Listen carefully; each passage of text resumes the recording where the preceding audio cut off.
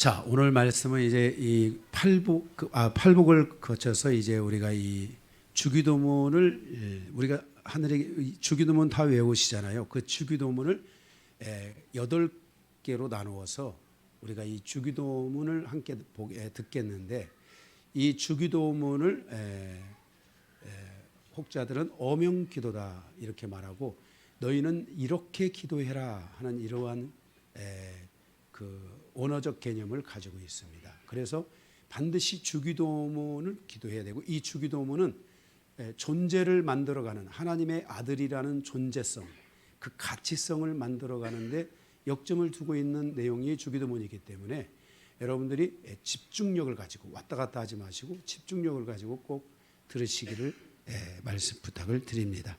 그리고 제가 지난 금요철회 때 광고를 한번 했는데 한 번 더 광고를 하고 싶습니다. 전에 저희가 11시에 예배를 시작하면 오후 2시에서 3시 사이 끝날 때가 많았습니다. 막 예배가 3시간, 4시간을 예배를 드렸습니다. 노마서 강해할 때는 정말 오후 3시가 돼야 끝나고 점심을 먹었습니다. 그래서 성도들이 너무 안타까워서 제가 간식도 가져오고 차도 가져오고 이런 것을 허용을 했었습니다. 그런데 지금 우리 예배가 많이 짧아졌습니다. 1시 이전에는 다 끝납니다. 그러니까 여러분들이 좀 더 집중력을 가지고 예배를 드리시기를 바라고, 꼭 나는 커피와 차를 드시고 싶은 분들은 보이지 않게 뭐죠? 보온병 같은 거 있잖아요. 거기다가 담아가지고 오셔서 표시 안 나게 그렇게 드시기를 바라고, 차를 마시고 물을 마시고 특별한 상황, 진짜 건강이 연약한 분들이 있는 건 제가 알고 있습니다. 그런 분들은 뒤에 나가서 서서 예배를 드리고 또 화장실 다녀오고 이런 건 제가 또 어쩔 수 없는 거니까 다 허용을 하겠는데, 그 외에 예배 시간에 습관적으로 왔다 갔다 하고 하는 이런 일들은 이제 안 해주셨으면 좋겠고, 예배 시간에 음식을 먹고 이런 것들도 자제해 주시기를, 그래서 하나님 앞에 예배에 집중된 예배를 드릴 수 있도록 해주시면 감사하겠습니다. 아멘. 네. 자, 먼저 제가 이제 허용된 거라, 왜냐하면 우리 아까 말씀드린 것처럼 우리 성도들이 어쩔 수 없이 허용된 거지만 꼭 그렇게 해주시기 바랍니다. 자, 오늘 이 주기도문 오늘 첫 번째 시간으로 하늘들에 계신 우리 아버지여, 이런 제목으로 말씀을 함께 나누도록 하겠습니다. 예수님께서 이 산산수원을 통하여 가르쳐 주신 말씀이 5장을 지나 6장에 이르러서 6장에 보게 되면은 사람에게 보이는 경건한 삶을 살면 안 된다. 사람에게 보이려고 6장 1절에 사람에게 보이려고 그 앞에 의를 행하지 않도록 주의하라 그랬습니다. 우리가 신앙의 진정한 경건성, 영성, 의의 삶, 하나님의 자녀로서의 합당한 삶을 사는 이 모든 과정에 사람에게 보이려고 해서는 안 된다. 그래서 거기 2절에 첫째, 구제할 때 조심해라. 첫째, 구제할 때 조심해라. 둘째, 거기 5절에 기도할 때 조심해라 이렇게 말했고, 그리고 셋째 16절에 금식할 때 주의하라 이렇게 경건 생활에 대한 부분을 말씀하시면서 사람에게 보이려고 하는 행위가 돼서는 안 된다라고 말씀하고 있는 것을 보게 됩니다. 우리는 오늘 그 두 번째, 기도할 때, 기도하는 것이 사람에게 보여지고 사람 앞에서 기도하는 그런 기도가 되면 안 된다는 것을 말씀해 주고 있는 것입니다. 거기 첫째는 사람에게 보이기 위해서 외식하는 기도를 드리지 말라 그랬어요. 외식하는 기도를 드리지 말라. 이 5절에 보면 외식하는 기도는 보상을 받을 수 없다 그랬습니다. 여러분, 기도의 목적이 무엇입니까? 응답을 받기 위해서지 않습니까? 하나님이 우리에게 응답하시는 것을 믿습니까? 100번 기도하면 우리는 100번 다 우리 교회의 태생이 우리 교회의 출발이 기도로 출발해서 기도 응답을 받고 기도 응답을 통해서 여기까지 온 그러한 그 기초를 가지고 있는 것이 영광교회의 특징이라고 할 수 있습니다. 그래서 우리가 그 기도를 드리는데 외식하는 기도를 드리면은 보상을 받을 수 없다 그랬습니다. 이 외식하는 기도는 원어적인 개념에서 보면 독백 기도다 이렇게 말할 수 있습니다. 그러니까 이 외식하는 기도, 독백의 기도를 드리지 말라 이 말입니다. 이 외식한다라는 말은 히포크리노마이라는 말입니다. 히포크리노마이 모르셔도 괜찮아요. 헬라어로 히포크리노마이라는 말인데 이 말은 무대에서 독백을 해설하는 자, 독백을 말하면 그것을 풀어주는 자를 가리켜서 이 단어를 사용하고 있습니다. 그러니까 그것을 그 독백을 풀어주는 자라고 할 수 있는 것입니다. 또 다른 의미로는 위선자라는 의미도 있는데 여기에 위선자라는 의미는 너무 강한 의미라서 제가 좀 빼고 독백하는 자다, 독백 기도하는 자다라고 생각하시면 되겠습니다. 하나님께 나아가는 자의 기도가 독백처럼 기도하는 습관이 되면 안 된다는 것입니다. 독백이나 독백을 해설하는 것은 아무런 차이가 없습니다. 하나님께 나아가는 기도가 되지 못하고 혼자 자기가 원하는 말만 하고 끝내는 것이 독백이고 그것이 하나님 앞에 기도를 드린다면 독백 기도가 되는 것입니다. 자기 혼자 말만 하고 하는 겁니다. 교회 와가지고 하나님 저 이러이러하고 하고 이렇게 오고 이렇게 하니까 하나님이 이렇게 하십시오 하고 이렇게 가는 거, 이게 바로 독백 기도입니다. 이런 독백 기도의 결과로 한국 교회의 기도 응답에 대한 역사들이 사라지고 있습니다. 과연 오늘날 교회가 조직의 힘으로 교회 안에 있는 어떤 물질의 힘으로 운영되는 것이지 하나님의 뜻으로 운영되고 기도의 응답으로 운영되고 있다고 얼마나 우리가 말할 수 있겠습니까? 하나님의 말씀을 이용해서 건축하는 것이지 하나님의 뜻을 제거한다면 성경에 우리가 말하는 교회의 건축에 대한 개념은 없습니다. 학계서 제 강해를 여러분들이 들어보시면은 그것은 교회 건축에 대한 이야기가 아닙니다. 많은 분들이 이렇게 하나님의 말씀을 이용해서 자기의 뜻을 이루려고 하는 것이지 하나님의 뜻이나 하나님의 목적이나 하나님의 계획을 이루는 것은 아니라는 것입니다. 그러면 내 자신의 문제를 가지고 하나님께 나아가서 기도를 드릴 때도 독백 기도를 드리는 자가 아니라 하나님의 뜻을 찾고 하나님을 만나고 하나님을 찾아서 분명한 응답을 받을 수 있어야만 한다는 것입니다. 하나님께 나아가는 기도가 돼야 됩니다. 혼자 자기 말만 하는 독백 기도는 응답받을 수 없습니다. 이러한 기도에 근거하여 바리새인과 서기관들의 기도가 하나님께 나아가는 기도가 아니라는 것을 오늘 성경은 여기서 말씀하고 있는 것을 보게 됩니다. 그러니까 성경은 바리새인, 그 당시에 예수님 당시에 가장 종교성을 갖춘 최일의 그 높은 위치에 있는 사람들이 바리새인과 서기관들이었습니다.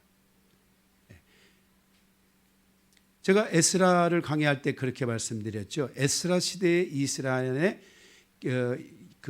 이 경건 그 조직 4개가 세워졌는데 바리새인, 사두개인, 에세네파, 바리새파, 사두개파, 에세네파, 강경파 이렇게 4개였는데 사도 바울은 강경파에 속하는 사람이었고 우리가 잘 아는 세례 요한은 바로 에세네파에 속하는 사람이었고 오늘 우리가 여기 보게 되는 바리새인들이 많이 언급되어 있는데 바로 그 바리새인들이 여기 성경에 있는 바리새인파고 그 다음에 사두개파는 바로 제사장 그룹에 있는 사람들을 사두개파라고 불려졌습니다.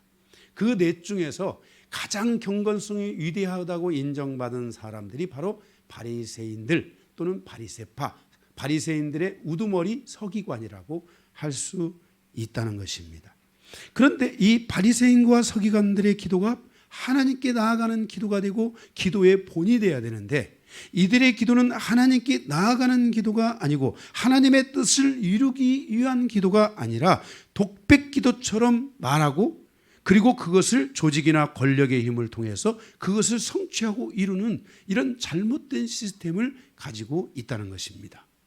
이것이 하나님의 뜻입니다 라고 선포해놓고, 그리고 그것을 왜 기도해놓고 독백, 하나님께 나가는 기도가 아니라 자기 독백 기도를 해놓고 이 독백 기도를 모든 사람에게 해설을 하게 되고, 그 해설에 따라서 그 상황을 집행시키는 이런 잘못된 시스템들이 우리 안에 오게 되므로 하나님의 뜻과 관계없는 일들이 수도 없이 예루살렘과 이스라엘의 그 성지라고 하는 그곳에서 그런 일들이 이루어지게 되었던 것입니다. 그래서 예수님은 오늘 이렇게 기도하라고 가르치기를 결심하신 것입니다. 그들의 기도는 기도에 대한 엄청난 포장을 하고 있지만 실상은 하나님께 나아가지 못하는 독백기도, 즉 외식하는 자의 기도라는 것을 기억해야만 할 것입니다. 성경의 누가복음 18장 9절에서 14절에 보면 한 과부의 기도를 통해서 누가 의로운 자인가를 말씀해주고 판정해주는 내용이 있습니다. 누가 하나님이 원하는 존재인가, 그리고 그 존재적 기도를 드리는 자인가라는 것을 기억해야 됩니다. 존재적 기도, 하나님의 아들 된 자들이 드리는 기도. 하나님의 아들은 하나님 아버지 앞에 나아가서 기도하지 자기 혼자만의 독백의 기도를 드리지 않는다는 것입니다. 우리가 이 하나님은 우리의 기도에 응답하시는 하나님이 아니라 우리의 존재에 응답하시는 하나님이라는 의미는 바로 우리의 존재, 내가 하나님의 자녀됐다는 것은, 그 자녀된 자들은 반드시 하나님 아버지 앞에 가서 기도를 드리게 된다는 것입니다. 내가 기도를 드리는데 이 기도가 하나님 앞에 가서 기도를 드리는 것인지, 나의 그저 하나님 앞에 기도한다고 하지만 나의 독백 기도인지는 우리가 한번 우리 자신을 돌아봐야만 한다는 것입니다. 성도는 독백의 기도를 드리면 안 됩니다. 독백의 기도는 하나님 아버지께 나아가는 기도가 아니라 하나님의 아들들이 드리는 존재적 기도가 아닙니다. 성도는 하나님의 자녀다운 기도를 드려야 하고 그분의 살아계심을 확증하고 그분 앞에 나아가는 기도를 드려야만 합니다. 하나님의 자녀다운 기도, 그것이 존재적 기도입니다. 하나님의 자녀가 드리는 기도가 바로 존재적 기도입니다. 기도는 분명하게 하나님 아버지께 나아가는 기도를 드려야 합니다. 저는 요즘 우리 교회 안에 새롭게 와서 이제 기도를 드리는 성도들이 있습니다. 정말 끈질긴 시간이 시작됐습니다. 물탱크에 물이 차야 그 다음에 물이 수도꼭지를 통해 나오듯, 하나님 앞에 나아가 기도를 드리면 기도의 어느 분량이 이루어질 때까지 나의 기도는 공허한 것처럼 느껴질 수도 있고, 아무런 역사도 일어나지 않을 것 같은 두려움도 있고, 나 혼자 이렇게 하는 것이 합당한가라는 생각도 들 수 있습니다. 그러나 때가 되면 물탱크에 물이 차듯 우리의 기도의 분량은 차게 되어 있고, 그 기도의 분량이 채워질 때 우리는 하나님이 내 앞에 계시고 내가 하나님 앞에 나아가 기도하는 것을 느낄 수 있게 되는 것입니다. 우리는 아버지 앞에, 하나님 아버지 앞에 나아가야 됩니다. 하나님 아버지께 나아가서 예수 이름으로 기도해야 합니다. 6절에 우리의 기도가 하나님 아버지께서 살아계심을 믿고 그분의 아들로서의 기도를 드린다는 확신이 있어야만 한다는 것입니다. 이런 확신이 없이 우리가 이 독백의 기도를 드리면 안 된다는 것입니다. 그래서 너희가 독백의 기도를 드리려고 한다면 차라리 너희는 골방으로 들어가라 그랬습니다. 골방으로 들어가라. 사람이 보이지 않는 공간, 내 홀로 있다는 느낌이 드는 공간, 그 골방으로 들어가라. 그 골방으로 들어가서 계속 기도하다 보면 그 골방 드리는 그 공간 안에 내가 오면 나에 대한 하나님의 임재가 채워지기 시작합니다. 그래서 그 어떤 누구든지 골방에 들어가면, 그 사람이 그 골방에 들어가면 그 합당한 기름 부심이 나타나는데, 그것을 하나님의 임재라 할 수 있습니다. 하나님의 임재는 공간 안에도 있지만은 하나님의 임재는 그 사람을 통해 그 사람 안에 있는 것입니다. 원래 하나님은 성전이라는 곳에 하나님의 임재가 있었습니다. 성막 속에 하나님의 임재가 있었습니다. 그래서 성소와 지성소를 나눴고, 그래서 솔로몬도 성전을 건축하려고 했습니다. 그런데 말라기에 보니까 이제 내가 이 성전을 헐리라 하고 하나님이 모든 성전을 헐었고, 마지막 그 복음서에 보게 되면 헤롯 성전이 지어지게 되는데 40년이 넘게 지어지는데, 그 지자마자 얼마 되지 않아서 로마의 티투스 장군에 의해서 그 예루살렘 성전이 다 돌 위에 돌 하나도 남지 않고 허물어뜨려지게 됩니다. 말라기 3장에 보면 이제 내가 너희 마음에 임재하겠다, 내가 너희에게 임재하겠다라고 말씀하셨습니다. 그래서 하나님은 원래 공간 안에 임재하실 때가 있었지만, 하나님은 이제 내 안에, 사람 안에 임재하는 시대를 허락하셨는데, 바로 그 사람 안에 임재하는 시대를 우리는 이방인 교회의 시대다라고 말라기 선지자를 통해 예언해 주셨습니다.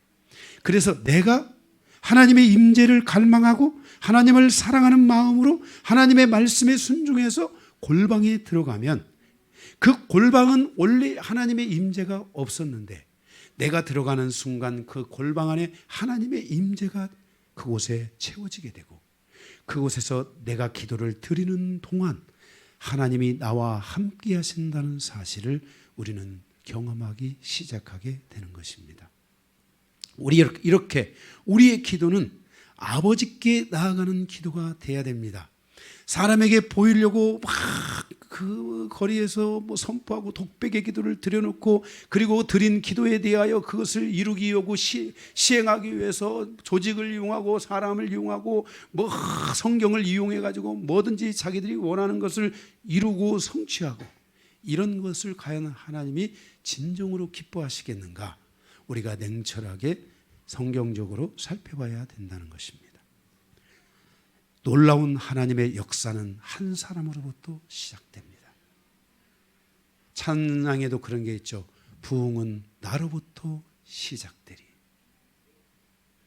한 사람의 위대한 역사가 자기를 변화시킬 뿐만 아니라 가정을 변화시키고 주변에 있는 삶의 반경, 그가 얼마만큼의 하나님의 평강을 가지고 있느냐, 그가 얼마만큼의 태풍의 눈, 헤타파스를 이루고 있느냐에 대한 영향력만큼 주변에 있는 사람들에게 영향력을 미칩니다. 이건 별로 좋은 예화가 아니지만, 제가 막 영성을 시작하고 얼마 안 돼서 수원에 저의 주변에 친구들 목사가 있었는데, 그 친구들 목사가 제가 성경 공부를, 목사님들 한 20명 성경 공부를 가르친 적이 있습니다. 그때 우리 방권사님도 온 겁니다. 그 교회에서. 그런데 그때 그 중에 4분 목사님이 저한테 안수를 해달라는 것입니다. 이분들은 저보다 더 훌륭한 분들입니다.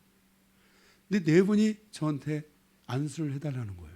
그리고 일주일에 한 번씩만 만나달래요. 나 못 만난다. 그래서 사정사정 해가지고 제가 시간이 안 돼서 금요 철야 끝나고 12시에서 1시 사이에 교회를 돌아오면서 만났습니다. 그래서 가서 제가 안수를 하면 이분들이 그렇게 말했어요. 강 목사가 안수하니까 쓰러지네. 내가 다 안수받아도 쓰러진 적이 없는데 강 목사가 안수하니까 쓰러진. 그래서 사람들이 제가 안수해 주기를 계속 기다리고 안수를 해주면 다 쓰러져서 거기서 쓰러져 가지고 2시간이고 3시간이고 기도를 하는 거예요. 그렇게 하다가 그것마저도 제가 시간이, 그때는 제가 정말 온 시간을 다 하나님께 드리고 있는 때라서 나 못하겠다고. 그런데 그 기름 부심의 영향력이 제가 그분들을 만난 그 영향력으로 인해서 그분들의 사역과 교회에 놀라운 역사들이 일어났어요. 그래서 저는 하나님 앞에 나가서 기도했어요. 하나님, 안수해준 나는 이렇게 초라한데, 아니 내가 안수받은 저 사람들은 다 지금 왜 저렇게 잘 되는 겁니까? 제가 영향력, 바로 이 한 골방에 들어가는 자의 영향력이라는 것은 우리가 생각하는 것보다도 훨씬 더 상상을 초월한 영향력이 있게 되고, 이것이 우리의 가정, 우리의 일터에 와서 우리의 일터가 풀어지고 회복되는 놀라운 역사로 이어져 갈 수 있어야 된다고 보고 그렇게 갈 것이라고 믿는 것입니다. 그래서 그러므로 우리는 골방으로 들어가는 기도를 해야만 합니다. 골방을 통해서 자기가 누구인지 자신의 정체성을 분명히 하게 되고, 골방은 아들이 아니면 들을 수 없는 하나님의 임재의 공간이 되는 것을 느끼게 되고, 그 공간 안에서 자기가 하나님의 자녀라는, 하나님의 아들이라는 그 존재감을 갖게 되고, 하나님을 향하여 아버지 부를 수 있는 바로 그 존재적 관계성 안에 들어가게 되는 것입니다. 그래서 오늘 말씀이 하늘들에 계신 우리 아버지입니다. 또 우리가 기도를 나갈 때 사람에게 보이는 기도를 하지 않기 위해서 7절에 뭐라고 했냐면은 이방인들과 같이 증언부언하지 말라 그랬습니다. 우리의 기도가 증언부언하는 기도가 되면 안 된다는 것입니다. 이 중언부언이죠. 중언부언이라는 이 기도는 헬라어로 바톨로케오라는 말인데, 이 말은 바토스 플러스 로고스라는 말입니다. 이 바토스 플러스 로고스는 말인데, 여기 바토스라는 것은 뭐냐면은 바토스라는 왕입니다. 왕의 이름입니다. 이 바토스라는 이 왕이 말을 더듬습니다. 여러분, 제가 지금 무슨 말을 하고 있지요? 말을 많이 하고도 말을 더듬고 이 말 저 말을 했는데 자기가 무슨 말을 했는지도 모르고 서두도 없고 결론도 없고 과정도 좀 이상한 것 같고 말을 많이 했는데 듣고 나면 우리 왕이 무슨 말을 했어? 그러니 신하들이 그 말을 엄청 불편하게 생각하고 거북하게 느껴져서 붙인 말이 중언부언입니다. 우리의 기도가 내가 무슨 기도를 하고 있지? 왜 이 기도를 하는 것이지? 이게 진짜 하나님이 원하는 기도인가? 내가 인생을 살아서 이 땅에 잘 먹고 잘 사는데 목적을 두고 살아가야 되는가? 그래요. 전 여러분들이 잘 먹고 잘 사기를 원하고 있어요. 여러분들의 악순환이 풀어져서 선순환이 되고, 여러분의 인생이 형통하여서 그 순풍에 돛달고 가는 역사가 일어나기를 위해 저는 여러분을 위해 지금까지 기도했고 앞으로도 그렇게 기도할 거예요. 그러나 우리의 인생의 진정한 기도와 우리의 목표는 거기에 두면 안 된다는 거예요. 하나님께서 말씀하셨어요. 너희는 먼저 그의 나라와 그의 의를 구하라. 그리하면 내가 너희에게 있는 모든 것을 다 알고 있다. 들의 백합화를 보라, 새를 보라, 나무를 보라. 네 앞에 펼쳐진 모든 것을 보라. 내가 그 모든 것이 너에게 있어야 할 것을 알고 있다. 그런데 너희의 기도가 내가 알고 있는 너희의 그것을 위해서 기도하는 것이 아니라, 너는 나를 위해, 나의 의와 나의 나라를 위해, 너희의 의와 너의 나라를 위해 기도해라. 네 안에 있는 하나님의 나라를 위해 기도하라고 말씀하는 것입니다. 그래서 우리가 증언부언하는 기도가 아니라 우리의 기도가 분명한 자기 자신의 정체성과 존재성, 그리고 존재적인 위치, 자기의 상황들, 하나님의 말씀이 내 안에 어떻게 와서 내가 경쟁력을 갖출 수 있고, 어떻게 하나님의 말씀이 내게 와서 내게 능력이 있고, 어떻게 하나님의 말씀이 와서 나의 영혼을 가볍게 하고, 말씀이 나에게 와서 나의 영혼을 계속 새롭게 하고 힘을 얻게 하고, 낙심과 절망하는 상태가 아니라 어떻게 하면 참된 자유를 향하여 선포하며 나갈 수 있는 이 심령이 될 수 있을 것인가에 대한 이 은혜를 풀어야 된다는 것입니다. 너는 너를 풀라. 나는 너에 있어야 될 것을 안다라는 것입니다. 우리 교회는 기초적으로는 사람을 푸는 사역을 합니다.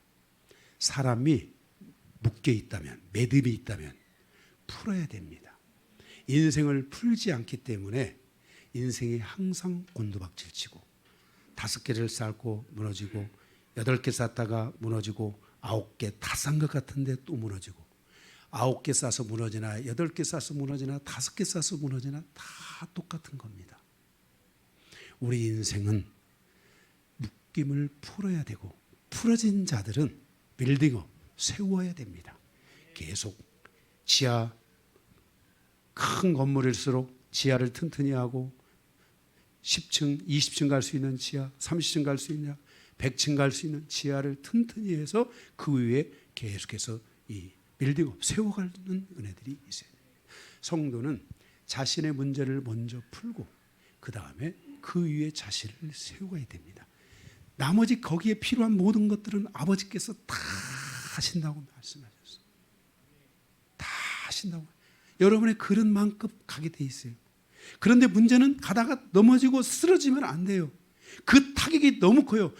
차라리 1층 짓다가 타격을 겪으면 1층인데 100층 짓다가 타격을 겪으면 100층 타격이 오는 거야.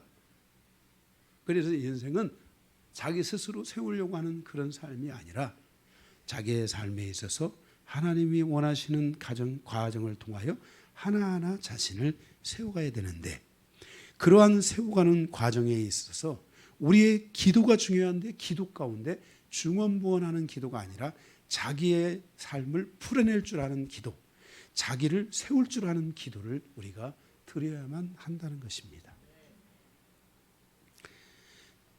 우리가 중언부언한다면 쓸데없는 말이 많아 하나님도 헷갈리고 제가 도대체 무슨 기도를 한 거야? 서론이 뭐고 본론이 뭐고 결론은 뭐야? 도대체 뭘 기도하는 거야? 내가 다 안다고 했는데 그거 아는 것들을 때가 안 됐는데 지금 줄 수가 없는데 왜 그걸 계속 지금 달라고 지금 그러는 거야? 하면서 하나님도 답답하고 힘듭니다. 그래서 우리는 하나님이 나에게 줄 수 있는 모든 역량들을 갖춰가기 시작해야 됩니다. 네. 그리고 우리 성도들이 초기 때 그런 과정을 거치니까 하나님이 때가 되니까 다 과장도 되게 하고 부장도 되게 하고 다 하나님이 이렇게 때가 되니까 다들 하나님이 인도해 주시는 거예요. 기도한 분량만큼 하나님 앞에 나아간 분량만큼 하나님이 때가 되면 다 인도하시는 거예요. 그 부분이 부족하다고 생각하면 우리는 또 엎드려서 기도해야 되는 것이고 그래서 주님께서 기도를 가르쳐 주셨습니다.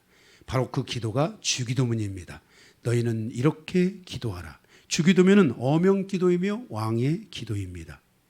주기도문의 전체적인 내용은 존재를 만들어가는 기도입니다. 그래서 8절 앞에 8절에 보시면 8절 다 같이 읽어보겠습니다. 그러므로 그들을 본받지 말라. 구하기 전에 너희에게 있어야 할 것을 하나님 너희 아버지께서 아시느니라. 하나님이 다 안다는 거예요. 내가 나의 모든 것들을 다 아신다는 거예요. 그런데 그 모든 것들을 아시니까 너희는 이제 이렇게 기도해라. 할렐루야. 예. 응? 너희는 이렇게 9절에 그러므로 너희는 이렇게 기도하라. 이렇게 말씀했어요. 그래서 이 기도는 왕의 기도, 어명 기도 또는 이렇게 기도하라 하는 기도라는 것을 여러분들이 기억해야 됩니다. 자, 그러면 우리에게 모든 것을 있어야 하시는 아버지께서 주님께서 이제 우리에게 기도에 대하여 응답받을 수 있는 진정한 응답의 기도, 진정한 기도가 무엇인가를 우리에게 가르쳐 주시고자 하고 있다는 것입니다. 그래서 우리는 이 기도를 통해 응답을 얻고 요한복음 16장 24절처럼 아버지의 기쁨을 얻어야 되고 그 아들 때문에 기쁨을 얻어야 됩니다. 기도한 자가 얻는 기쁨이 있어야 되고 또 그 응답을 통해서 아버지의 기쁨, 그 아버지가 그것을 주면서 기뻐하는 거예요. 여러분, 자식한테 선물을 주면서 승질을 내면서 주는 부모가 있습니까? 야, 이 받아라 하고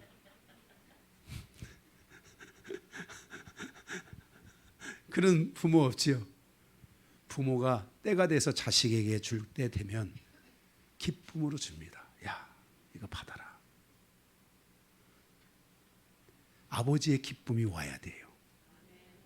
그 다음에 그걸 간절히 바랬는데 그것을 얻은 자의 기쁨이 있어요.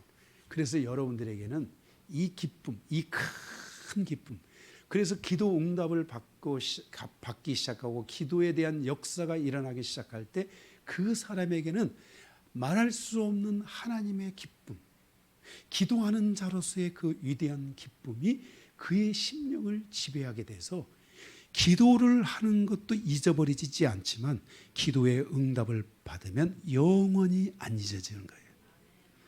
여러분에게 이런 기도가 열리기를 주님의 이름으로 축복합니다. 자, 그러면 우리가 이 기도를 드려야 되는데 이 기도는 주기도문은 크게 세 개의 부분으로 나눠져 있습니다. 첫째는 하나님과의 관계를 확립하는 기도입니다. 둘째는 하나님의 일에 대한 기도. 이 하나님의 일에 대한 기도는 전부 세 개가 나와 있습니다. 하나님의 일, 하나님의 일은 무엇인가? 그 다음에 셋째로는 사람의 일에 대한 기도가 4개입니다. 그렇게 해서 전부 8개입니다. 하나님과의 관계를 확립하는 기도 하나. 두 번째는 하나님의 일에 대한, 우리는 기도를 통해서 하나님의 일을 이루어야 돼요. 아멘. 그 하나님의 일을 이루는 것에 대한 기도 3개. 그 다음에 사람의 일에 대한 기도는 4개. 사람의 일을 이루기 위한 것, 내가 내 일을 이루고 내 삶을 이루기 위해서 우리는 이 4개의 기도를 반드시 여러분들이 아셔야 되고, 여러분의 일터의 삶을 풀어갈 때 이 4개의 기도는 여러분들이 장착을 하고 있어야 됩니다. 할렐루야. 자, 오늘 이 부분을 다 보지는 않고 첫 번째 하나님과의 관계성을 확립하는 기도에 대해서 함께 보며 은혜를 나누기를 원합니다. 첫 번째 오늘 기도의 내용은 하늘들에 계신 우리 아버지여 그랬습니다. 9절에 보면 그러므로 너희는 이렇게 기도하라. 하늘에 계신 우리 아버지여. 여기까지가 첫 번째 오늘 주제입니다. 하늘에 계신 우리 아버지여에서 첫 번째 큰 1번, 아버지에 대한 확신이 있어야 합니다. 하나님 아버지는 누구인가? 나는 하나님을 아버지라고 부르고 있는가? 나는 하나님을 아버지라고 부를 수 있는가? 나와 하나님 아버지와의 관계성에 대한 확신을 가져야 우리는 하나님 아버지께 기도를 드리고 가서 골방에 들어가서 아버지를 부르는데 현실감 있게 부를 수 있다는 것입니다. 아버지! 누구? 이게 아니라 분명하게 그분을 인지하고 인식하고 아버지! 부른다면 처음에는 어색하겠지만 부르다 보면 놓을 수 없는 그분, 내 인생의 새로운 역전, 내 인생의 새로운 전환점이 될 그분을 여러분들이 만날 수 있게 되는 것입니다. 그래서 우리는 질문해야 됩니다. 하나님 아버지는 누구인가? 나는 하나님을 아버지라고 부르고 있는가? 또는 나는 하나님을 아버지라고 부를 수 있는가에 대한 질문을 해봐야 됩니다. 여기서 하나님 아버지와의 나와의 관계성에 대한 확증이 이루어질 수 있기 때문입니다. 기도란 하나님 아버지께 나아가는 시간입니다. 요한복음 16장 23절에 그날에는 너희가 아무것도 내게 묻지 아니하리라. 내가 진실로 너희에게 이르노니 너희가 무엇이든지 아버지께 구하는 것을 내 이름으로 주시리라. 그날에는 예수님께 묻지 않을 것이다. 이제 우리가 예수님께 물어서 가는 것이 아니라 이제는 아버지께 나아가게 되는데 내 이름으로 나아가게 될 것이다 라고 예수님이 말씀해 주셨습니다. 그래서 우리의 기도는 하나님 아버지께 나아가는 기도가 돼야 됩니다. 이 아버지라는 존재는 매우 중요한 존재인 것입니다. 성도의 신앙과 기도에서 가장 먼저 아버지에 대하여 열려야 됩니다. 아버지에 대하여 막히면 안 됩니다. 성도의 신앙과 기도에서 가장 중요한 것 중에 하나가 바로 아버지에 대한 부분입니다.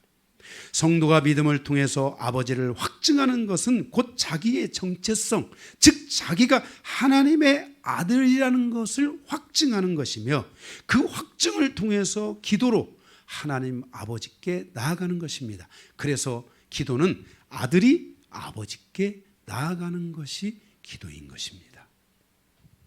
하나님 아버지에 대한 어떤 확증을 가져야 하는가? 잘 들으시기 바랍니다. 여기에 세 가지가 제가 세 가지를 준비했습니다. 첫째는 가로 1번,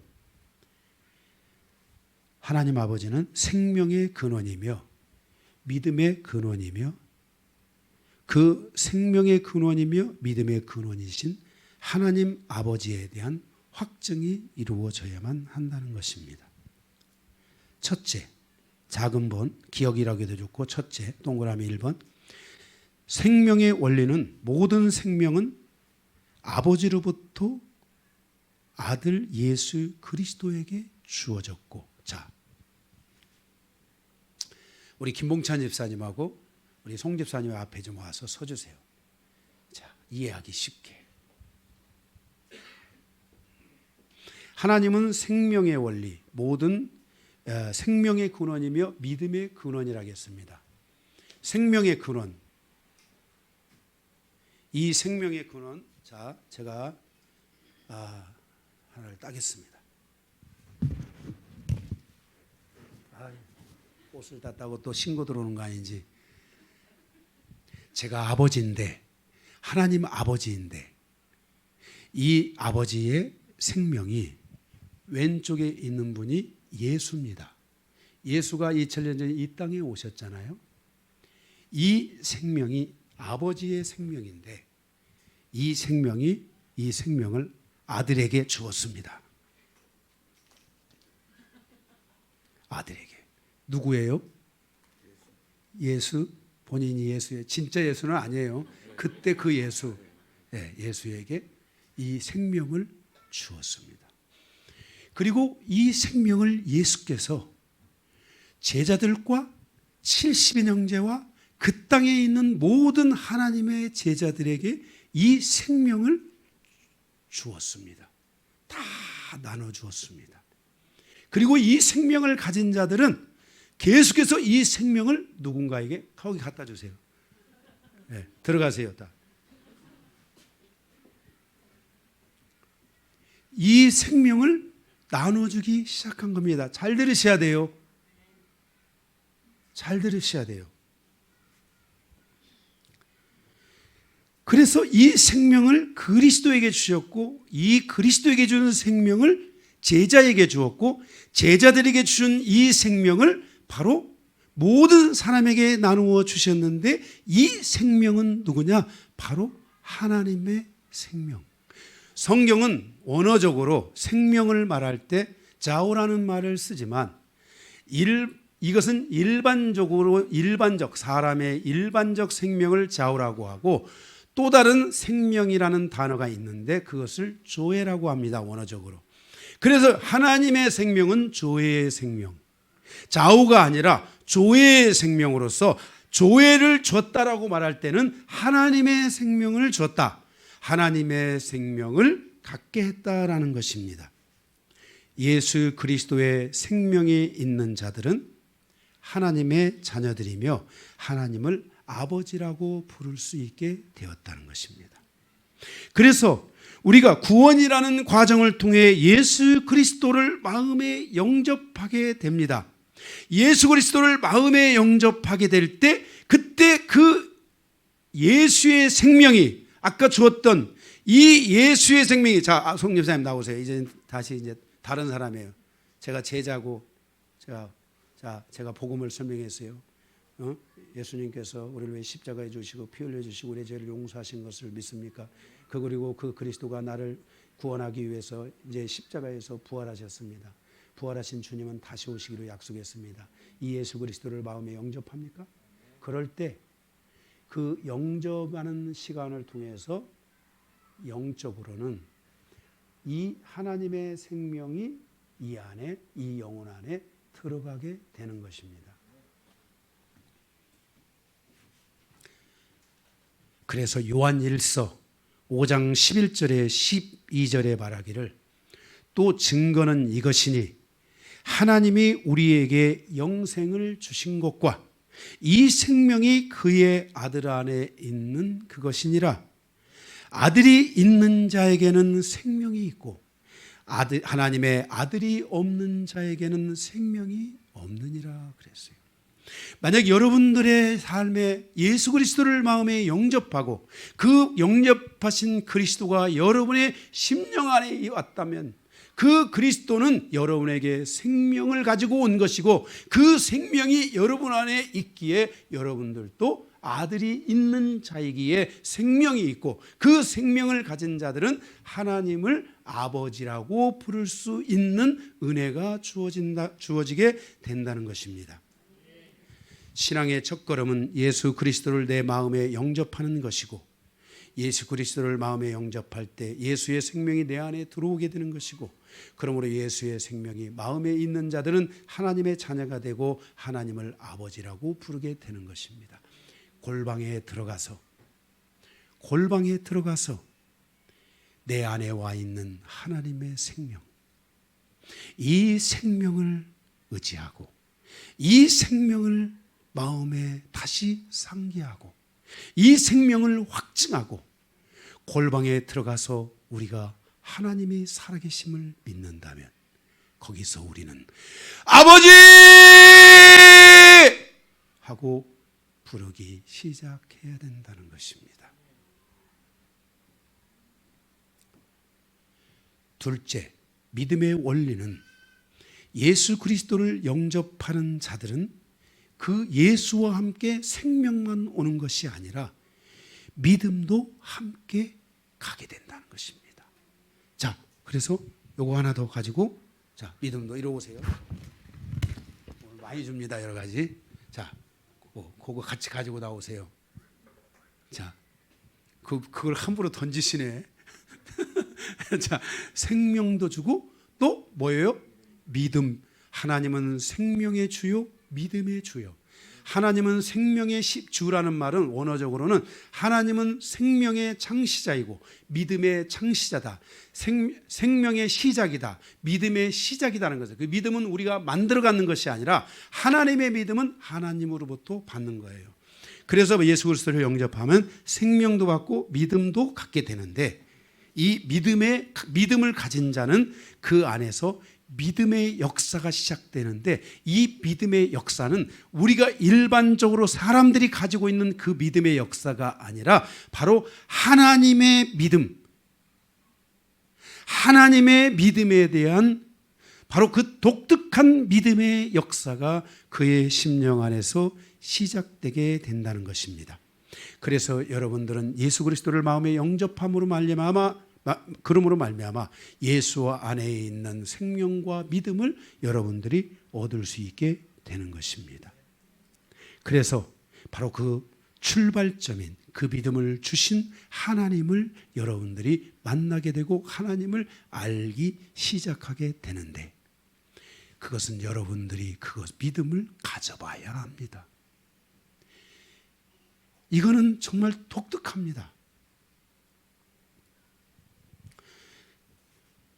이거는 그냥 그 안에 오면 그것이 그렇게 만들어집니다. 사람 안에 그것이 만들어집니다. 여러분들이 결혼을 하게 되면 아내에 대한 그 마음의 믿음이 확 만들어져요, 안 만들어져요? 순간에 만들어지죠. 그래서 조광지처가 중요한 거예요. 한 번에 만들어지잖아. 두 번째는 의심이 생기기 시작해. 근데 첫 번째는 절대 의심 안 해. 옆에 부부들이 있으면 한번 바라보세요. 의심이 가나? 응? 의심이 가요? 내가 한 10억 맡겨도 괜찮을 것 같아요? 100억? 맡겨도 괜찮을 것 같아요? 저에다가 혹시 갖고 토끼는 거 아닌가? 그럼 혹시 불안감이 있어요? 없죠. 절대로 그런 마음이 들지 않습니다. 왜 그래요? 그게 사람 안에 만들어지는 게 있어요. 사람의 마음에는 아무리 해도 안 되는 게 있고요. 한 방에 딱 만들어지는 것들이 있는데 그것이 마음이에요. 그 중에 바로 생명의 주이시고 믿음의 주이신 주님을 영접한 자들의 마음 안에는 이게 딱 하고 만들어지는 거예요. 두 번째, 첫 번째가 뭐였어요? 생명의 근원이며 믿음의 근원이신 하나님 아버지에 대한 확증을 가져야 된다고. 두 번째는 아버지에 대한 확증은 우리 마음에 있는 결핍을 사라지게 한다는 것입니다. 인생사의 가장 중요한 문제는 아버지의 부재이며 아버지에 대한 결핍입니다. 인생사에서 가장 무서운 상처는 아버지에 대한 상처입니다. 미국에 유명한 교도소가 있는데 불황자들, 정말 최고의 악한 자들을 가두는 교도소가 있는데 그 교도소들 대상으로 150명을 대상으로 안케이드 조사를 했는데 그 150명 대상자가 전부가 다 아버지에 대한 상처로 그들이 교도소까지 온 것입니다.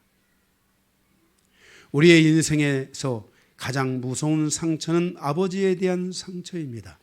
아버지에 대한 상처를 가지고 있는 사람들은 불신의 마음을 가지고 있고 인생사에서 결핍으로 인한 고통과 좌절과 절망과 패배의식을 계속해서 반복적으로 갖게 되고 그것이 반복적으로 나타나게 된다는 것을 기억해야 합니다. 그러므로 모든 사람은 반드시 아버지에 대한 상처를 치유받아야 합니다. 아버지에 대한 진정한 치유를 위해서 우리는 신앙을 통해 진정한 하나님 아버지를 다시 만나는 은혜가 열려져야만 한다는 것입니다.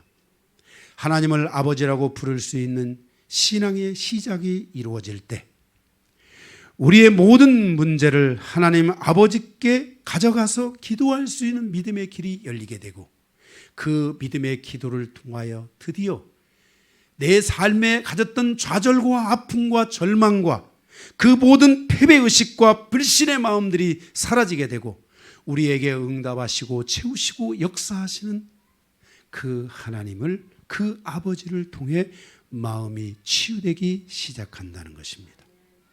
기도를 통해서 풍성하신 하나님 아버지를 만나고 그 아버지를 경험하고 사랑하고 사모하고 경외하는 깊은 신앙의 단계까지 가는 길을 열게 된다는 것입니다.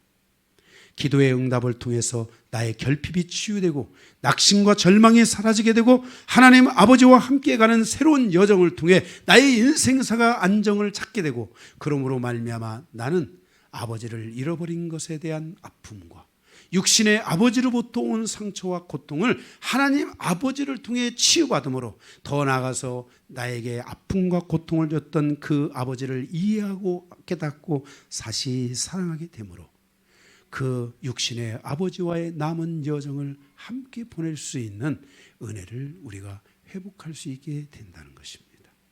그래서 하나님 아버지를 내가 만나는 것은 우리 인생사, 우리의 모든 여정을 통틀어서 그것은 매우 중요한 일이고 치유받는 일이고 다시 회복하는 일이며 그것을 통해서 다시 한번 내 인생사의 여정이 안정을 되찾을 수 있는 그 축복의 길이기 때문에 반드시 우리는 하나님 아버지를 만나야 됩니다.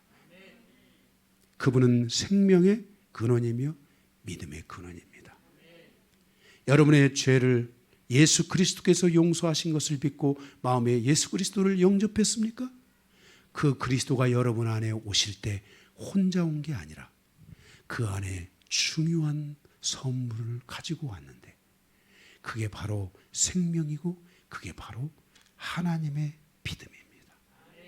이 하나님의 믿음이 나를 이끌어가기 시작할 때 나는 새 힘을 얻게 되고 그것을 통해 우리는 생명의 근원이시고 믿음의 근원이신 하나님을 아버지라고 부를 수 있는 새로운 특권, 새로운 용기, 새로운 존재감을 얻게 되는데 바로 우리의 영혼의 아버지를 만나는 것입니다.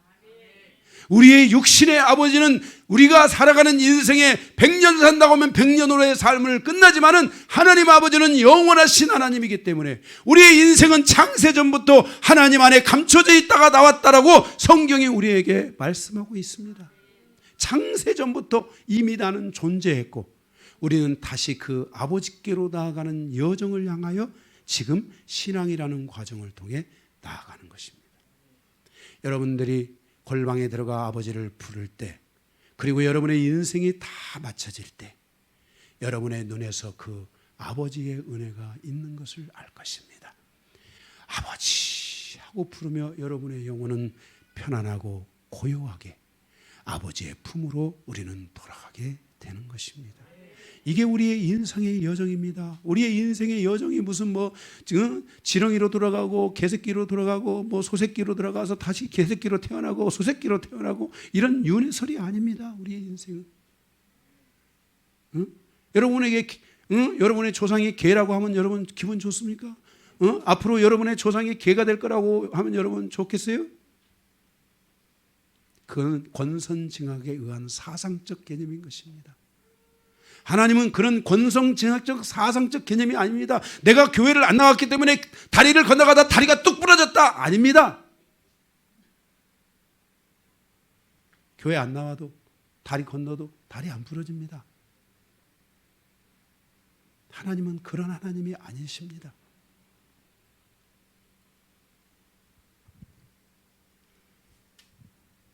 하나님은 우리의 아버지 되시기를 원하고 하나님은 우리의 아버지라고 말씀했고 우리가 하나님을 아버지라고 부를 수 있는 이 은혜, 이 우리의 인생의 여정에서 가장 존귀한 여정, 최고의 여정을 주신 것입니다.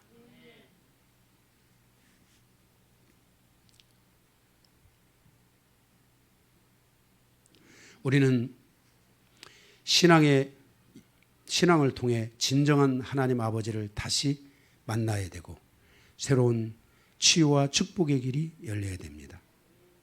첫 번째가 뭐예요? 생명의 근원이신 믿음의 근원이신 하나님 아버지에 대한 확증. 두 번째, 아버지에 대한 확증은 우리 마음에 있는 결핍을 사라지게 한다.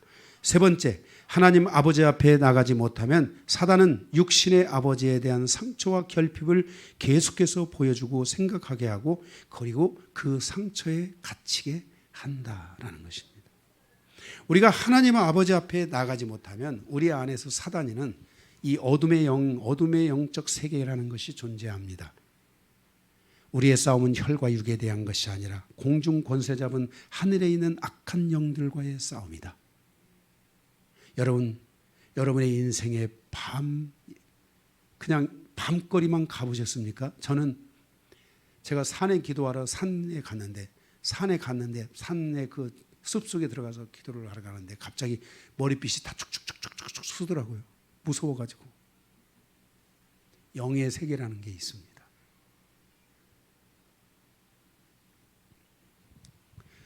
그 사단의 역사는 아버지의 아픔과 상처를 계속 터뜨려주고 그리고 거기에 갇히게 만드는 것이 사단의 일이고 하나님의 일은 그 아버지의 상처와 묶임으로부터 벗어나서 치유받아 다시 아버지를 사랑하도록 하는 것이 하나님의 계획인 것입니다.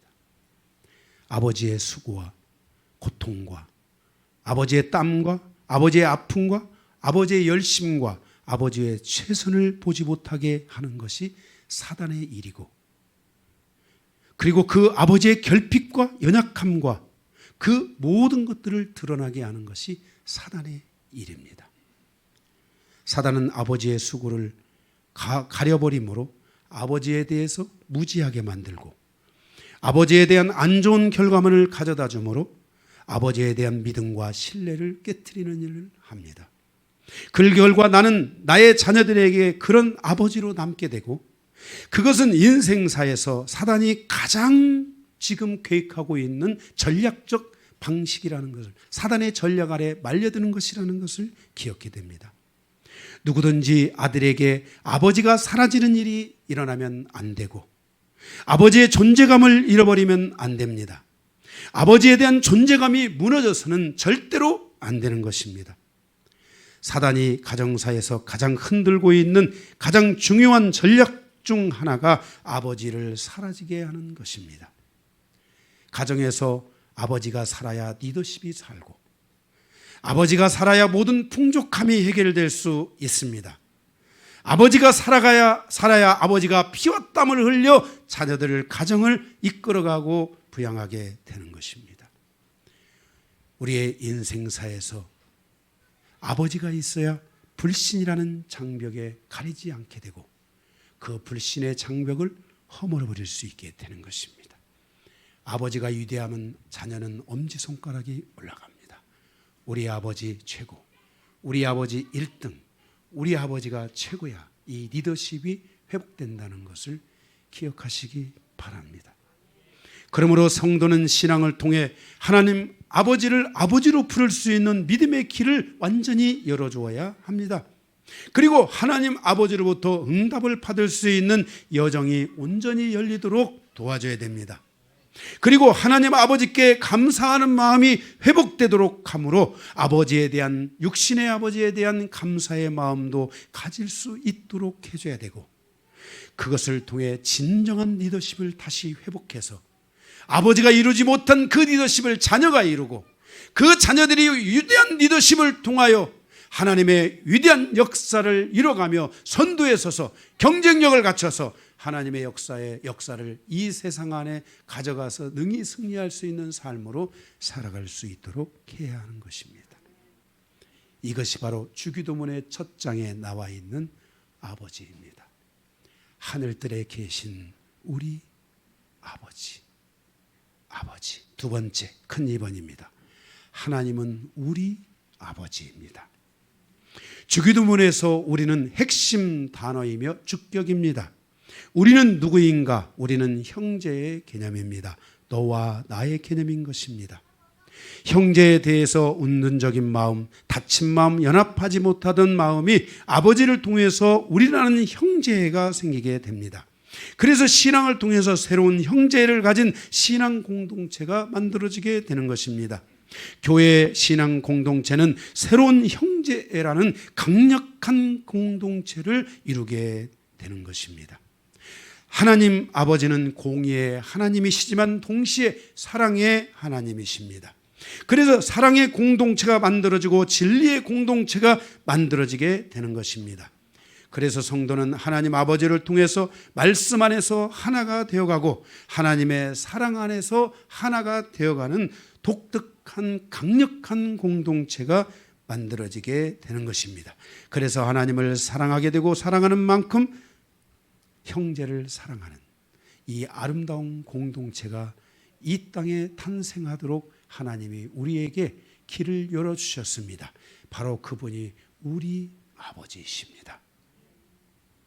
우리 아버지라는 사랑의 언약 아래서 우리의 기도는 용서를 이루게 되고 마음의 아픔과 상처를 치유받는 길들이 열리게 되면서 가까운 인간관계로부터 멀리 있는 인간관계를 풀어가는 새로운 길들, 새로운 여정이 열리게 되는 것입니다. 저는 원래 사람 앞에 서면 두려움이 먼저 앞서는 사람 중에 한 사람이었습니다. 그러나 지금은 저는 어느 누구 앞에 가도 절대 흔들리지 않는 마음을 갖게 됐습니다. 그것은 제 마음에 하나님께서 그 두려움을 제거하는 마음을 치유해 주셨기 때문인 것입니다.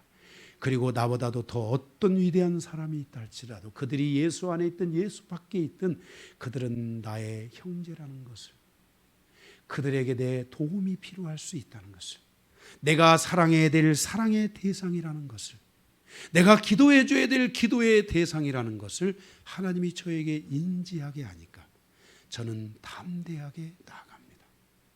그래서 누가 저에게 예를 들어서 제가 기도를 해드렸는데 감사의 표시로 뭐 헌금을 했다, 그러면 저는 그게 당연한 거라고 생각합니다. 왜? 제가 그분을 위해 기도했는데, 제가 그분을 위해 앞으로 10년, 15년, 20년을 기도해 보세요. 제가 어떤 그 분을 위해서 제가 15년을, 한 7, 8년을 기도했는데 그분이 지금 회장님이 됐습니다. 그 기도를 통해서 그분이 원래 말단이었습니다. 자기 열몇 평 살던 임대 아파트 살던 사람이었는데 지금 회장님이 되셨는데 그분이 저에게 뭐 좀 준다고 해서 제가 뭐 그분이 뭐 나에게 더 줘야 되지. 내가 그분을 위해 지금 기도한 게 뭔데? 내가 그분을 하나님 아버지를 내 마음에 품고 그분을 형제로 생각하여 그분을 위해서 내가 기도한 그 기도가 헛되다고 생각하십니까? 작은 거라고 생각합니까? 세상 사람이 볼 때는 아무것도 아닌지 모르지만 하나님의 눈 안에서는 그렇지 않습니다. 하나님의 사람들이 형제를 품고 누군가를 위해 기도한다는 것은 위대한 사건의 시작인 것입니다. 만약 누군가가 하나님이 저의 마음에 누군가를 위해 기도하기를 시작하기를 원하고 누군가를 위해 기도하기를 마음을 먹게 했다면 그것은 하나님의 위대한 사건이 시작되고 있다는 것을 믿으시기 바랍니다. 시작된 겁니다. 이게 아버지에 대한 확신입니다. 결핍이 사라지고 낙심과 절망이 사라지고 풍성하신 하나님을 믿기에 생명의 주여 믿음의 주이신 그 하나님을 믿는 그 아버지를 믿는, 그래서 우리는 골방에 들어가서 그 하나님을 인식하며 아버지, 그 아버지를 부르는 겁니다. 그리고 그 아버지를 깊이 만나고 그 아버지를 깊이 경험하고 그러면 여러분들은 골방에 자동으로 들어가고 아버지가 없으면 살 수가 없어요. 그래서 그런 찬송가들이 나오는 거예요. 아버지 없으면 살 수 없네, 이런 찬송가. 응? 할렐루야. 여러분에게 이런 아버지의 은혜가 임한 것을 믿고 임하기를 기도하고 그 아버지를 위해 여러분이 나아가요. 그래서 우리는 골방에 들어가는 것이 얼마나 중요한지를 알아야 돼요. 여러분들이 골방에 들어가서 내 심령에 온 그 하나님의 생명이 튀어나와야 돼요. 이 생명은요, 이 생명에는 뭐가 있다겠냐면요, 여러분 하나님의 생명이 오잖아요. 이 생명에는 빛이 있다 그랬어요. 이 생명에는 뭐가 있어요? 빛이 있어가지고 이 빛이 어떤 역할을 하냐면 내 내면의 세계에 있는 어둠을 비추는 거예요. 그리고 골방에 들어가가지고 내 어둠이 막 튀어나와. 그러니까 뭐 하는 거야? 회개부터 하는 거야. 하나님의 생명의 특징입니다. 그래서 골방에 들어가서 울면서 자기 자신의 그 어두움의 것들을, 묶여 있는 것들을, 그 고통과 아픔의 것들을 다 풀어내면서 그 안에서 새로운 자유를 통해 하나님 아버지를 확증하고 그 하나님 아버지를 붙드는 은혜가 열리게 되는 거예요. 할렐루야. 우리 하나님, 우리 아버지, 우리 아버지의 은혜가 있기를 원합니다. 자, 우리 옆에 있는 분들 향해서 우리 아버지이십니다. 우리 아버지이십니다. 마지막으로 하나님은 하늘들에 계신 아버지이십니다. 우리 아버지, 하늘들에 계신 아버지이십니다. 여기에 번호가 두 개가 있습니다. 첫째는 하나님 아버지는 천상천하 지하 모든 것을 통치하고 다스리시는 분입니다. 성경에는 하늘에 계신 이렇게 나와 있지만 원문에는 복수로 나와 있습니다. 하늘들에 계신 하나님. 그 하늘들이 어디냐? 1층천. 이거는 실제 과학자들은 다 그렇게 알고 있는 겁니다. 무슨 말인지 알겠어요? 이거 우리만 알고 있는, 교회만 갖고 있는 게 아니라 과학자들은 다 알고 있는 거예요. 1층천, 우라노스. 지상에서 눈에 보이는 대기권 이내의 하늘을 우리는 1층천, 우라노스라고 말합니다. 2층천, 메타 우라노스. 대기권 밖에서 셋째 하늘 사이에 있는 온갖 영들이 존재하는 곳이라고 합니다. 바로 별들이 있는 곳이고, 바로 그 천사들이 존재하는 곳인데, 그 성경에 보면은 그 천사와 루시퍼 천사장과 그 천사 루시퍼를 추종하는 천사들이 타락해서 그 악한 영들이 되잖아요. 그게 바로 2층천에 있고, 그 다음에 3층천 파라다이스라고 하는데 이것은 하늘 은하수 밖에 있는 곳, 하나님의 보좌가 있는 곳, 고린도후서 12장 2절에 바로 하나님의 보좌가 있는 곳, 셋째 하늘, 사도 바울은 말하기를 내가 이 셋째 하늘에 이끌려 갔었다라고 말합니다. 바로 많은 사람들이 그런 거 경험하잖아요. 내가 천국에 갔다 왔는데 이렇게 해서 그 갔던 그 천국에 막 관증도 하고 막 이런 사람들이 있잖아요. 어쨌든 뭐 그 간증을 우리가 믿고 본다고 볼 때 그들이 보았던 그곳은 바로 삼층천, 바로 하나님의 세계가 있는, 하나님의 나라가 있는 그런 곳이고, 거기서 또 지옥으로 확 떨어져서 내려가면은 바로 그 지옥이 있다고 그러잖아요. 바로 무저갱, 지옥, 이런 부분들을 그 사람들이 보고 왔다 뭐에다. 그런데 하나님이 어쨌든 뭐 여러 복음을 위해서 여러 상황에서 보여주시고 그런 것이라고 생각합니다. 자, 어쨌든 바로 그렇게 하나님은 천상천하 지하 모든 것을 통치하고 다스리는 하나님이세요. 1층천에서 3층천까지 그리고 지하에 이르기까지 하나님은 모든 것을 하나님의 손 안에 있게 하셨다는 것을 기억해 주시기 바랍니다. 네. 둘째, 하나님은 어디에 계시다고요? 하늘들에 계신 하나님이라겠어요. 그래서 두 번째, 하나님은 편재하시는 아버지이십니다. 하나님이 편재하신다는 것은 매우 우리에게 중요합니다. 저 밖에 지금 뭐 방송이 애들이 막 떠들어요.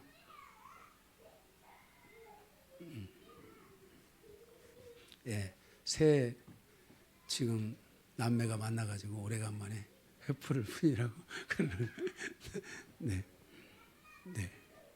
잘 도와주세요.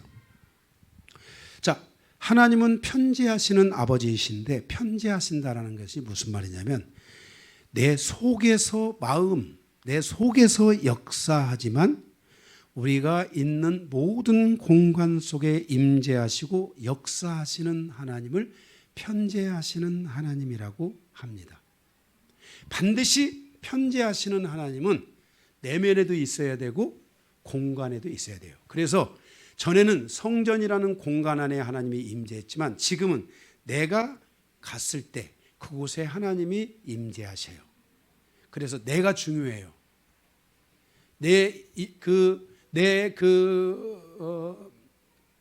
임재할 수 있는 내 공간의 크기만큼 하나님의 임재가 그곳에 함께하게 되는 거예요. 그래서 내 속에도 계시지만 공간에 계시는 하나님을 편재하시는 하나님. 자, 하나님은 여러분 안에 계십니까? 예수님을 마음에 영접한 사람은 그 안에 하나님이 계시죠.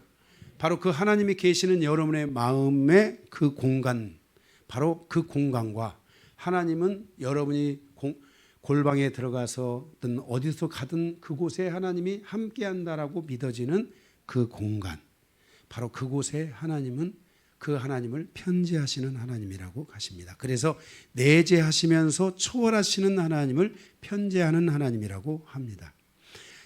여호와의 신은 1층천, 2층천, 3층천 어디에든지 존재하십니다. 또한 내 마음에 계십니다. 에레미야 23장 24절에 사람이 내게 보이지 아니하려고 누가 자신을 은밀한 곳에 숨길 수 있겠느냐. 여호와가 말하노라 나는 천지에 충만하지 아니하냐라고 말씀했습니다. 모든 나라, 모든 정치, 모든 종교를 통괄하고 통치하고 다스리는 분이 하나님이십니다. 제가 말레이시아 집회를 갔을 때 말레이시아 그곳에서 아침에 새벽에 일어나는데 말레이시아 그곳에 가면은 알라신들 뭐라고 하죠? 그 무슬림들이 기도하는 기도의 음악이 쫙 나옵니다. 그래서 제가 새벽에 하나님 앞에 기도하러 앉았는데 그 음악이 막 온 그 지역 전체 그 6시간이 딱 되니까 그 음악이 쫙 나오면서 모든 사람이 가서 그 알라의 신에게입니까? 모하메드에게 가서 이렇게 기도를 드리는 그 기도의 장렬들이 쫙 이루어지는데 제가 그곳에서 기도를 했습니다. 하나님, 이 땅에 이렇게 어둠으로 가득 찬 이곳에 우리가 이 하나님의 말씀을 전한들 무슨 유익이 있겠습니까? 그랬더니 거기서 하나님의 음성이 저에게 쫙 오면서 요한아, 나는 천지에 없는 것이 없고 나는 모든 곳에 계시는 하나님이시니라 하면서 저에게 환상을 쫙 열어가지고 깊은 산속에서 그 산속의 정상에서부터 하나님의 생명수의 불이 쭉 위아래로 해서 사방으로 쫙 흐르내리는 모습을 보여주면서 하나님이 말씀하시기를 나의 생명이 거하지 않는 곳이 없고 나의 말씀이 거하지 않는 곳이 없단다. 그래서 거기서 막 은혜를 받고 막 나와서 기도하고 그렇게 했는데 하나님의 하늘이 막 열리고 하나님의 놀라운 역사가 시작되는 것을 보았습니다. 사랑하는 성도 여러분, 하나님은 내주하시는 하나님이지만 초월하시는 하나님이십니다. 하나님은 어디에나 계시는 하나님이며 우리가 생각하는 그 모든 곳 속에 하나님은 다 계시고 내가 하나님은 여기에 안 계실 것이라고 생각하는 그 모든 것 속에서도 하나님은 계십니다. 다만 여러분들이 하나님으로부터 은혜 받기를 원한다면 어둠 속에서 하나님을 부르면 안 됩니다. 어둠 속에 있어서 하나님 도와주세요. 그러면 하나님은 어둠으로 오시지를 않습니다. 그럼 우리가 어떻게 되느냐? 빨리 그 어둠에서 벗어나 빛 가운데로 가서 하나님 저를 구원해 주세요. 그러면 하나님이 저를 구원해 주시는 겁니다. 그래서 우리는 하나님의 바로 이 질서 안에서 우리가 어둠 가운데 우리 세상은 인과응보 그런 건성지각 이런 것들에 보면 세상은 슈퍼맨이잖아요. 어둠에서 슈퍼맨 그러면 슈퍼맨이 쫙 나타나서 거기 가서 그 사람 구해주잖아요. 이거는 거짓된 것입니다. 아멘? 이런 질서는 없습니다. 네, 하나님은 그런 하나님이 아니십니다. 하나님은 슈퍼맨이 아닙니다. 언더맨이 아닙니다. 하나님은 우리가 빛 가운데 나온다면 하나님은 나에게 긍휼을 베풀고 내 아픔이 그 어둠 속에서 내 아픔이 있었다면 그 아픔을 씻어주시고 꼬매어주시고 내가 너를 찢었으나 내가 너를 다시 꼬매어주고 다시 너를 회복하고 내가 다시 너를 일으켜서 나의 뜻을 이루게 할 것이라고 하나님이 말씀하셨습니다. 하나님은 초월하시는 하나님이십니다. 하나님은 초월하시며 내주하는 신인데 다른 모든 종교는 둘 중 하나에만 치우쳐 있습니다. 총체적으로 이들은 전부 마귀의 추종 세력이라고 하고 타락한 천사의 추종 세력이라고 할 수 있습니다. 초월신, 옥황산제, 유교에서 말하는 하늘, 이것은 비인격적인 신이며 멀리서 내려다보는 신이며 이슬람의 알라, 18세기 유행했던 디즘 이런 것들은 전부 다 밖에서 공간 속에서 보는 신입니다. 내면에 있는 게 아닙니다. 내면에 없으니까 알라를 믿는 사람들이 가서 자기에다 폭탄을 갖다 터뜨리고 와서 죽는 겁니다. 내면에 신이 있으면 이 짓을 할 수가 없습니다. 내면에 하나님이 야 하지마 말씀하시는 하나님이신데 할 수가 있습니까? 그게 내면에 신이 있다면? 그것이 없으니까 성전이라고 해가지고 막 몸에다가 막 폭탄 들어가서 막 사람들 가서 죽이고 폭탄 테러하고 막 이런 일들을 하는 겁니다. 막 율법에 의해서 막 사람들을 갖다 막 칼로 막 목을 땅에다 파묻어놓고 목만 쪽 빼놓고는 칼로 탁탁 쳐서 죽이고 내면의 신이 없어서 그런 겁니다. 그래서 이들은 방송의 음악도 밖으로 다 흘러보냅니다. 밖으로 다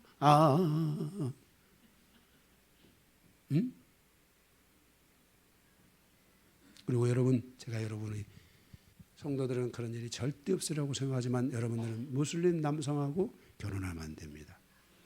무슬림 남성하고 결혼을 하면은 실제 이런 일들이 있는데 자녀를 낳으면은 자녀를 옥상에 갈라서 밖으로 떨어뜨리기를 아들을 놓고 너 알라를 믿어 안 믿어? 안 믿으면 떨어뜨려. 무섭습니다. 실제 떨어뜨립니다. 무슬림들이 얼마나 무서운 거 알아야 돼요. 그래서 무슬림들은 코란 아니면 칼입니다. 칼. 그래서 안 믿으면 칼로. 그 텔레반이 그 어디입니까? 텔레반이 다시 정복한대. 어디 거기? 아프가니스탄. 거기 오자마자 바로 선포하게 그러죠. 율법으로 다스리겠다. 예. 탈레반들은 그 무슬림은 두 개의 그 조직이 있는데 그 중에서도 더 강경파에 속하는 사람들입니다. 그러니까 그냥 말 안 들으면 죽는 겁니다. 응? 실제 그런 여러 가지 역사들이 있잖아요. 사우디아라비아의 그 공주인가 누군가가 그 만나가지고 그 헤어지라니까 안 헤어지니까 가서 그 공주를 죽이잖아요.